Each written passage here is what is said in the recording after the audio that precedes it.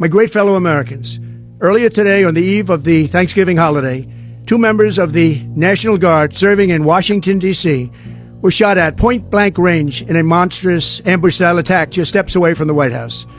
They had been deputized as part of the most successful public safety and national security mission in the history of our nation's capital, the D.C. Safe and Beautiful Task Force, which has achieved an unprecedented reduction in violent crime and crimes of all type.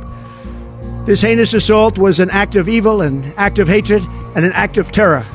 It was a crime against our entire nation. It was a crime against humanity. The hearts of all Americans tonight are with those 2 members of the West Virginia National Guard and their families. The love of our entire country is pouring out for them, and we are lifting them up in our prayers. As we are filled with anguish and grief for those who were shot, we're also filled with righteous anger and ferocious resolve.